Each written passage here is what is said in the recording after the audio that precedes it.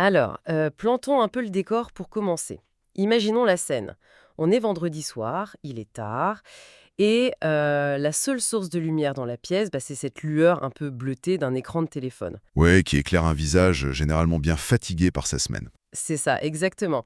Et là, on a un pouce qui glisse vers la droite, puis vers la gauche, encore à gauche, à droite. Enfin bref, des dizaines de visages, des centaines de vies potentielles, qui sont vraiment réduites à quelques photos bien lisses et une petite phrase d'accroche. Et ça défile à une vitesse folle, hein. Mais oui, c'est dingue. Et au bout d'une heure de ce manège ininterrompu, absolument rien. Juste un profond sentiment de vide, un épuisement mental total et cette petite voix un peu insidieuse qui murmure dans le silence, tu sais, ce fameux Mais pourquoi est-ce que c'est si compliqué ?» Ouais, le fameux qu'est-ce qui cloche chez moi, en fait. Voilà, Qu'est-ce qui exactement. cloche chez moi? Et ce sentiment d'épuisement, cette impression d'être face à un mur, c'est pas juste une impression.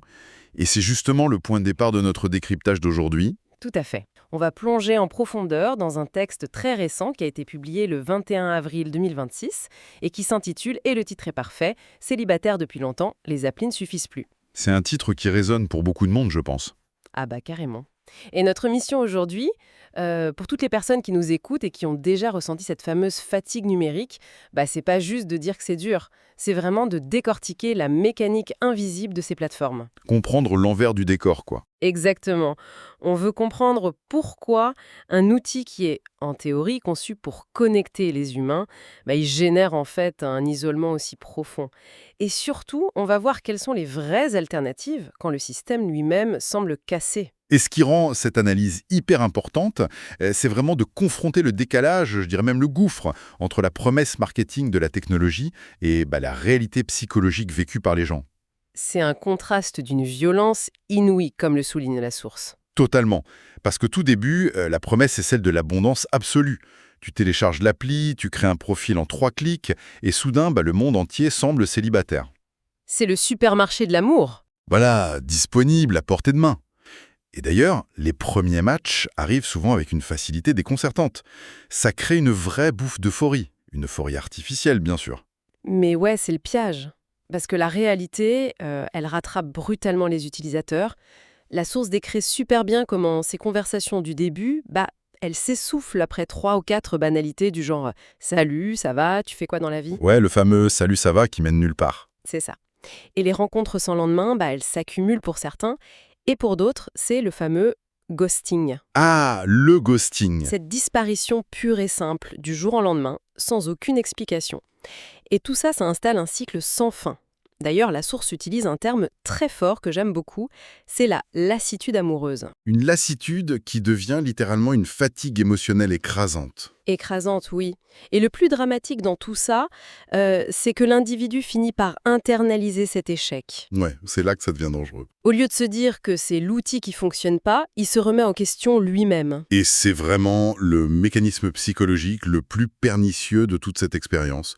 Le fait de ne pas avoir de retour clair, le fait d'être ignoré ou ghosté, comme on disait, ça prive complètement de cerveau de ce qu'on appelle la clôture cognitive. La clôture cognitive, ok. Tu peux nous expliquer un peu ? En gros, historiquement, dans nos interactions sociales dans la vraie vie, un rejet, ça s'accompagne toujours de signaux clairs.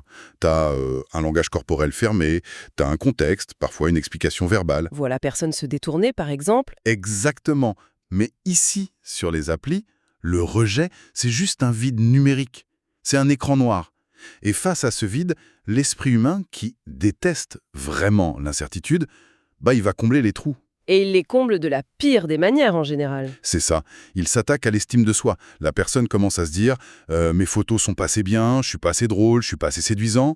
Elle assume la responsabilité d'un échec qui, en réalité, est purement systémique. Ok, alors décortiquons un peu tout ça parce que je trouve fascinant cette idée d'illusion d'abondance.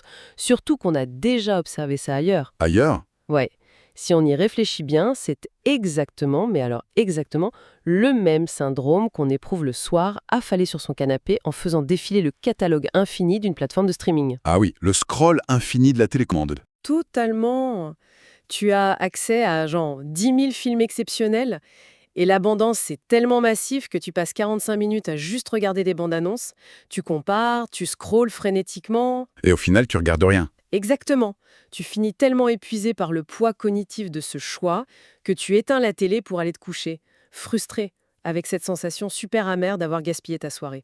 Donc en fait, l'abondance, ça facilite pas l'action, ça la paralyse complètement. Mais le parallèle est parfait, hein. C'est hyper pertinent parce que cette paralysie, ça porte un nom en psychologie, c'est le paradoxe du choix. Le paradoxe du choix, ouais. En fait, quand tu proposes à un être humain 3 options, il évalue, il choisit et il ressent une vraie satisfaction. Mais quand tu lui en proposes 3000, il est terrifié à l'idée de faire le mauvais choix. Parce qu'il se dit qu'il y a forcément mieux ailleurs. Exactement. Pire encore, il y a cette illusion constante qu'une option potentiellement meilleure se trouve juste derrière le prochain swipe. Et ça dévalue instantanément la personne avec qui on est en train de discuter à l'instant T. Ah ouais, c'est le côté, bon, elle est sympa, mais elle a un petit défaut, je vais voir la suivante. C'est tout à fait ça. Pourquoi s'investir émotionnellement dans une conversation avec quelqu'un qui a, je sais pas, une blague un peu ratée, alors que l'appli te fait croire que la perfection t'attend juste au prochain glissement de doigt? C'est terrible quand on y pense. Et c'est là que le texte pose un diagnostic vraiment radical. Il dit que si des millions de personnes ressentent la même impasse, la même lassitude, le problème vient pas des utilisateurs. Donc, ce serait l'outil lui-même le problème. Mais attends, j'ai envie de pousser cette réflexion un peu plus loin. Vas-y. Parce que si on analyse froidement le modèle économique de ces applis, il y a un paradoxe commercial qui est juste énorme. Ah oui, l'économie du truc. Ouais, imaginons 2 secondes qu'une appli de rencontre fonctionne à la perfection, genre un algorithme magique.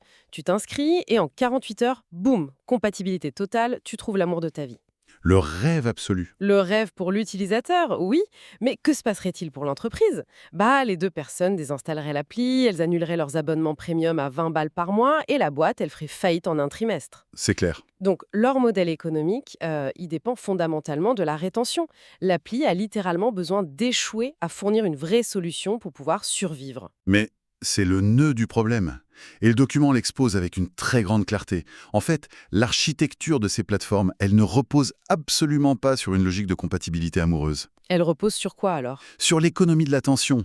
Les algorithmes, ils sont calibrés exactement de la même manière que ceux d'Instagram, de TikTok ou des machines à sous au casino. Ah ouais, le casino, on y revient toujours.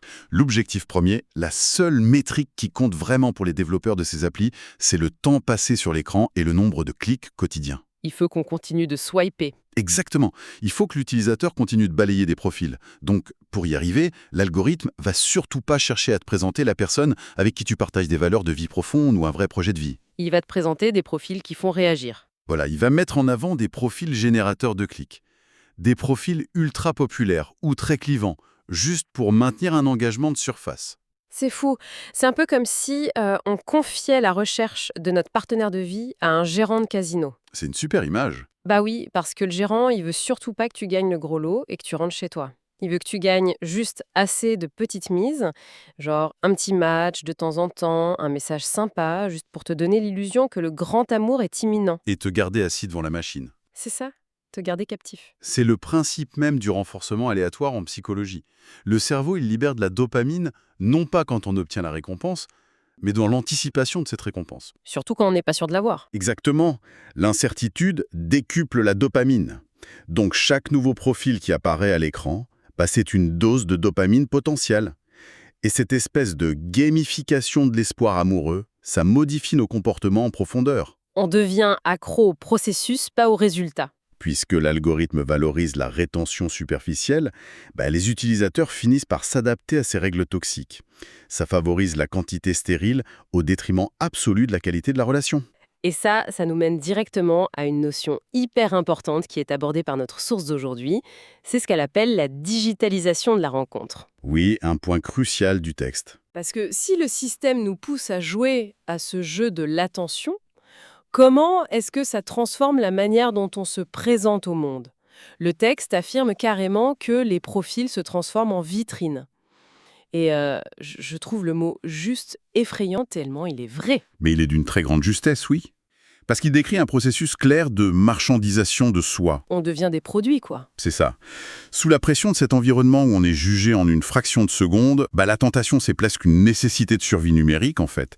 C'est de le montrer que son meilleur profil... Ou un profil complètement faux. Oui, les gens lissent leurs descriptions, ils choisissent des photos savamment éclairées, retouchées, ils cachent toutes leurs aspérités, leurs doutes, et tout ce qui fait leur singularité, en fait. C'est vrai que la vulnérabilité n'a pas du tout sa place là-dedans. Non, la vulnérabilité y est perçue comme un risque, éliminatoire. Si tu montres une faille, tu es swipé à gauche. Mais le problème, c'est qu'en transformant son identité en vitrine de magasin, on sacrifie l'essence même de ce qui permet de créer un lien entre deux humains. Bah oui, on se présente comme un produit fini, sans aucun défaut. Mais comment on peut sérieusement se projeter émotionnellement avec une devanture publicitaire? Tu tombes pas amoureux de la perfection lisse d'une vitrine. On tombe amoureux des failles, des nuances, de l'authenticité d'une vraie personne. Et c'est exactement ce que je me demande en lisant ces passages. Qu'est-ce qui est définitivement perdu à travers ce filtre de verre et de pixels? Beaucoup de choses. La source mentionne explicitement que les applis échouent à capter, je cite, l'attitude, l'énergie, la manière de communiquer. Et ça, pour le coup, ça me semble fondamental. Ah bah c'est la base de l'attirance. Dans le monde physique, tu vois, une compatibilité amoureuse, ça se décide pas en lisant un inventaire de hobbies ou en vérifiant une taille en centimètres. Je fais 1,80 m et j'aime le cinéma. Super. C'est ça, hein. Ça se cristallise plutôt sur la façon dont une personne occupe l'espace, sur une micro-expression de son visage, sur le grain de sa voix, son odeur même. L'odeur, c'est prouvé scientifiquement en plus. Ou juste, tu sais, un rire partagé spontanément ou un silence qui n'est pas gênant. Donc la vraie question, c'est comment on peut évaluer le potentiel d'une relation quand presque 90% de notre communication non verbale est aplatie et effacée par un écran? La réponse la plus franche qu'apporte l'analyse du texte, c'est qu'on essaye tout simplement de résoudre une équation complexe en ayant gommé la plupart des variables. On n'a plus les bons outils en gros. Voilà, l'appli filtre tout le chaos un peu magnifique, imprévisible de la nature humaine, pour n'en retenir que des données qui sont quantifiables, des cases à cocher. Mais l'alchimie, c'est pas une case à cocher. Exactement, l'alchimie amoureuse n'est pas une donnée quantifiable. Et le paradoxe dramatique de tout ça, c'est que cet outil, qui était censé nous faire gagner un temps fou, il nous en fait perdre massivement. Et beaucoup d'énergie aussi. Absolument. Il nous force à évaluer intellectuellement des compatibilités qui, dans la vraie vie, se ressentent viscéralement en l'espace de quelques secondes. Ce qui soulève du coup une interrogation majeure. Face à ce constat d'échec de tout le système, on fait quoi en fait? C'est la grande question. Parce que si l'environnement numérique nous vide de notre énergie, bride notre intuition et détruit toute authenticité, comment on brise ce cycle? Et la solution préconisée par la source, c'est pas de changer de photo de profil ou de tester une nouvelle appli soi-disant plus éthique. Non, ça c'est juste changer le pansement sur une jambe de bois. C'est clair, le texte appelle à un changement de paradigme complet. Il faut, et je reprends les termes exacts, sortir du tout digital. Et ça implique une démarche vraiment active de reconnexion au monde tangible. Le document suggère par exemple de s'appuyer de nouveau sur son réseau personnel. Les amis des amis, quoi. Voilà. De s'ouvrir à de nouveaux cercles sociaux, de participer à des activités de groupe, des événements. Et derrière ce conseil, qui peut paraître un peu classique de prime abord. Un peu bateau même. Ouais, un peu bateau, mais il cache un changement de stratégie psychologique majeur. Il s'agit en fait de passer d'une logique de volume à une logique de qualité. C'est ça la clé. Sur une appli, tu as la sensation d'avoir rencontré 50 personnes dans la même soirée, mais ce ne sont que des interactions fantômes. Des hologrammes. C'est ça, alors que dans le monde réel, tu rencontreras peut-être qu'une seule nouvelle personne lors d'un dîner, mais la richesse de l'information transmise pendant cette seule interaction, ça surpasse des mois de discussion par écran interposé. La spontanéité, elle restaure notre capacité intuitive à vraiment juger de l'énergie de l'autre. Et franchement, je suis totalement convaincue par la philosophie de cette approche.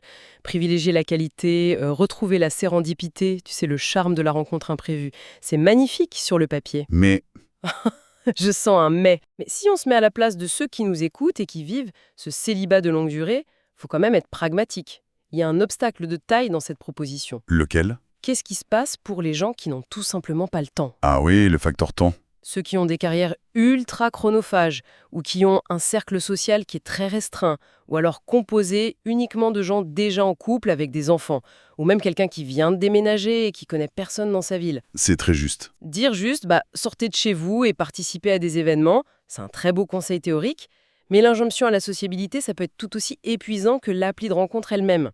Donc comment on structure ce retour à la qualité quand notre propre écosystème naturel ne le permet pas? C'est une objection tout à fait valide, et c'est précisément l'impasse pratique que la source aborde dans sa dernière partie. Ah, ils y ont pensé, hein. Oui, le texte reconnaît tout à fait que la spontanéité, ça se décrète pas, et que le manque de temps est une donnée incontournable de nos vies modernes. Donc, pour pallier ce manque d'opportunités organiques, le document met en lumière une alternative vraiment spécifique. C'est-à-dire? l'accompagnement personnalisé. Et il cite un exemple très concret, c'est l'agence L'Oasis. Alors attention, il ne s'agit pas d'une simple mise en relation algorithmique ou d'une agence matrimoniale à l'ancienne. D'accord. C'est quoi la différence alors? C'est une tentative de repenser structurellement toute l'approche de la rencontre. L'idée, c'est vraiment de retirer la charge mentale écrasante de la sélection continue, cette charge qui pèse en permanence sur les épaules de la personne célibataire. Concrètement, qu'est-ce qui différencie cette approche d'un algorithme hyper bien codé? La grande différence, elle réside dans l'intentionnalité. Et surtout dans le retour à l'évaluation humaine. L'appli numérique, comme on disait, elle cherche à te noyer sous une masse indifférenciée de profils pour capter ton attention. Le fameux volume. Voilà. Alors que le modèle de l'accompagnement personnalisé, tel qu'il est décrit avec l'Oasis, il procède par un filtrage qualitatif très en amont. C'est l'agence qui fait le tri en fait. C'est ça. Et c'est une démarche qui s'ancre sur des fondamentaux qui sont totalement invisibles pour les algorithmes. On parle des attentes réelles, des valeurs éthiques, du mode de vie et surtout du projet de vie commun. Des trucs dont on n'ose pas toujours parler au premier date. Exactement. La source insiste vraiment sur le fait de remettre l'humain au cœur de la rencontre. Ça passe par des entretiens préalables, un vrai suivi, une écoute active. Et donc, ça réduit la fatigue émotionnelle. Totalement. L'objectif assumé, c'est d'éviter cet épuisement lié aux rencontres sans lendemain. Au lieu de te présenter 100 personnes avec qui ça n'ira nulle part, on t'en présente une ou deux, mais avec une probabilité d'alignement existentiel qui est extrêmement forte. Et en analysant ça, on se rend compte que cette méthode, elle élimine la pire des toxines de tout ce système numérique, l'ambiguïté des intentions. L'ambiguïté, oui, le grand fléau. C'est le plus grand fléau des rencontres en ligne, c'est clair.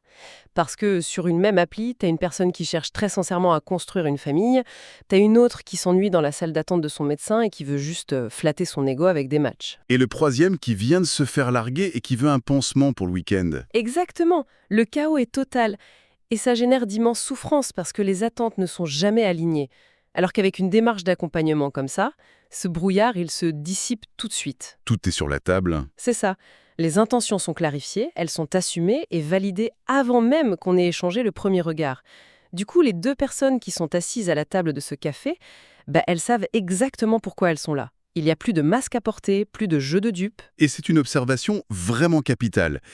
Si l'on prend un peu de hauteur par rapport à cet exemple précis de l'agence L'Oasis, ce que cette solution révèle d'un point de vue sociologique, c'est l'émergence d'un besoin psychologique vital de notre époque. Un besoin de quoi? De sécurité? De sécurité, oui. Après une décennie complète d'ubérisation de l'amour, de relations jetables et d'incertitudes permanentes, on assiste à un immense besoin d'un cadre sécurisant. C'est vrai qu'on est tous un peu à cran là. Un environnement où l'ambiguïté est bannie, ça permet quelque chose de fondamental. Ça redonne à la personne la permission d'être vulnérable. Ah, on revient à la vulnérabilité. Et oui, quand tu sais que l'autre personne est là dans la même démarche de construction sérieuse que toi, tu peux enfin baisser ta garde émotionnelle. Tu n'as plus besoin de maintenir cette fameuse vitrine inatteignable. C'est exactement ça. Tu peux t'autoriser à être toi-même avec tes vrais doutes et tes vrais espoirs. Et ça sans vivre dans la terreur paralysante de te faire ghoster pour un oui ou pour un non le lendemain matin. Donc, en quelque sorte, on accepte de déléguer tout le travail de tri à un tiers de confiance pour pouvoir se concentrer uniquement sur ce qui compte vraiment, c'est-à-dire l'humain et l'alchimie. C'est le grand retour du facteur humain.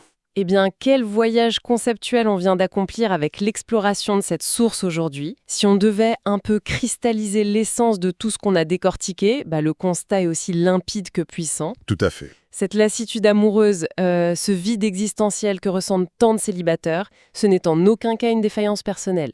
C'est l'aboutissement super logique et même prévisible d'une architecture technologique qui a méticuleusement gamifié la rencontre. Pour générer de l'attention captive. Au détriment complet des liens profonds. Et la solution proposée par le texte, elle réside dans une reconquête de notre humanité, sortir des écrans, retrouver la lecture instinctive des corps dans le monde réel, et, pour ceux que le temps contraint, s'appuyer sur un accompagnement structuré qui ramène de la clarté. Et s'il n'y avait qu'une seule idée à conserver de cette analyse, pour ceux qui nous écoutent, ce serait celle-ci. Prendre conscience de la toxicité du système, c'est le tout premier pas vers la libération.